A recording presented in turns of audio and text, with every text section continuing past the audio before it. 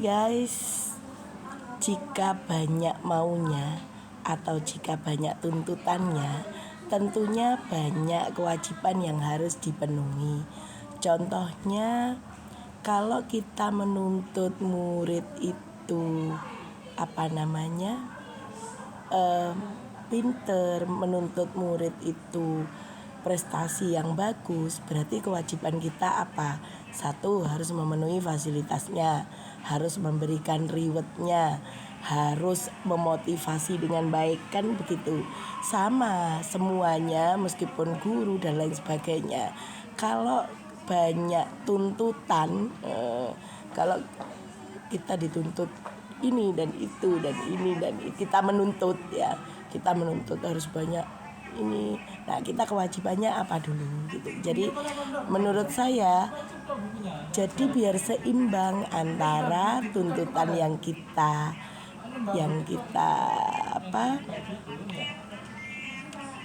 kita mau dengan kewajiban yang diberikan. Jadi kalau kita banyak menuntut, ya berarti kita juga harus banyak kewajiban yang harus dipenuhi. Begitu.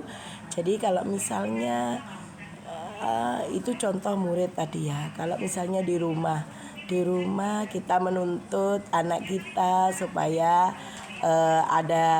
punya prestasi yang bagus, tapi orang tuanya tidak mendukung, tapi orang tuanya tidak istilahnya ndak ngereken sama anak, ya sama saja guys. Jadi itu sama dengan bohong, itu sama dengan membuli anak sendiri guys. Jadi memang harus seimbang.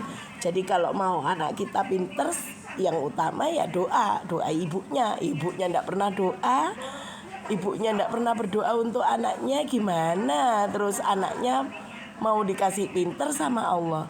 Nah, itu kalau menurut saya. Jadi harus imbang semuanya itu, siapapun itu, atasan dan bawahan, guru dan murid, orang tua dan anaknya, guru ngaji dan santrinya. Sama kalau misalnya mau santrinya itu hafal Quran, berarti gurunya harus memotivasi bagaimana supaya dia menjadi tahfidz, menjadi hafal dengan cepat, dengan baik.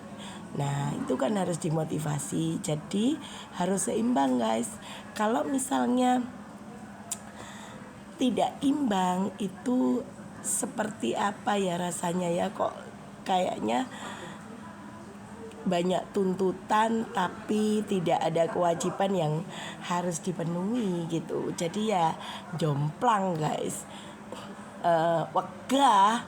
Kalau contohnya misalnya itu anaknya dituntut untuk prestasi, tapi orang tuanya tidak memfasilitasi membelikan buku atau ngeleskan, les itu nomor 17, atau tidak belajari di rumah, atau tidak ngereken, tidak memaksa anak, bukan memaksa ya, memotivasi anaknya untuk belajar di rumah.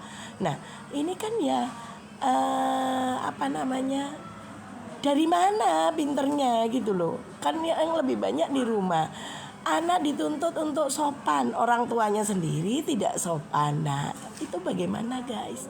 Jadi ayo kita sebagai orang tua, kita sebagai guru, itu ya mari kita flashback apa yang harusnya kita lakukan supaya kita mau nyetir anak kita itu kemana.